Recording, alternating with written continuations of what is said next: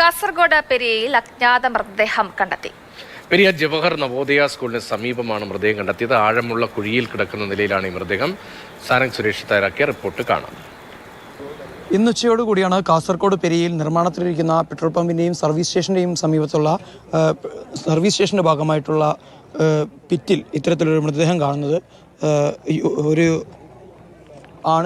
യുവാവിൻ്റെ മൃതദേഹമാണ് എന്ന് തന്നെയാണ് പോലീസിൻ്റെ പ്രാഥമിക നിഗമനത്തിൽ മനസ്സിലാക്കാൻ സാധിക്കുന്നത്. ഇപ്പോൾ നിലവിൽ മൃതദേഹം പുറത്തെത്തിക്കുന്നതിൻ്റെ ഭാഗമായി ഫയർഫോഴ്സ് ഉദ്യോഗസ്ഥരടക്കം സ്ഥലത്തെത്തിയിട്ടുണ്ട്. നേരത്തെ JCB ഉപയോഗിച്ച് കോൺക്രീറ്റ് സ്ലാബ് നീക്കം ചെയ്ത മൃതദേഹം പുറത്തെടുക്കാനുള്ള ശ്രമം നടത്തിയിരുന്നു. എന്നാൽ അത് പരാജയപ്പെട്ടു പോവുകയായിരുന്നു. അതിനെ തുടർന്ന് ഇപ്പോൾ ഫയർഫോഴ്സ് ഉദ്യോഗസ്ഥർ എത്തിയിട്ടുണ്ട്. വിരലടയാള വിദഗ്ധരൊക്കെ തന്നെ എത്തി ഇവിടെ പരിശോധന നടത്തിക്കൊണ്ടിരിക്കുകയാണ്. മുൻ ദിവസങ്ങളിൽ ഇവിടെ പരിസരത്തൊക്കെ തന്നെ ദേശീയപാത നിർമ്മാണത്തിൻ്റെ ഭാഗമായൊക്കെ തന്നെ അന്യസംസ്ഥാന തൊഴിലാളികൾ തമ്പടിച്ച് താമസിക്കുന്ന ഒരവസ്ഥയുണ്ട്.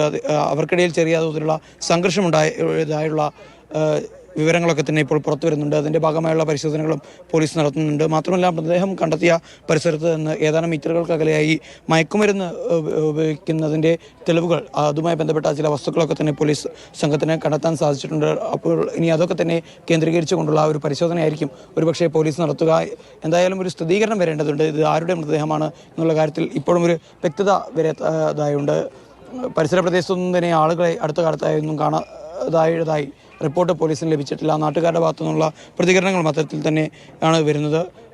തൊട്ടപ്പുറത്തുള്ള വീട്ടിലെ ആളുകൾ ദുർഗന്ധം വന്നതിനെ തുടർന്ന് നടത്തിയ പരിശോധനയിലാണ് ഇവിടെ ഒരു മൃതദേഹം കണ്ടെത്തിയത്. അതിനെ തുടർന്ന് തൊട്ടു പിന്നാലെ തന്നെ പോലീസിൽ വിവരം അറിയിക്കുകയായിരുന്നു. എന്തായാലും വരും നിമിഷങ്ങളിൽ കൂടുതൽ വിവരങ്ങൾ പുറത്തു വരുമെന്ന് പ്രതീക്ഷിക്കാം.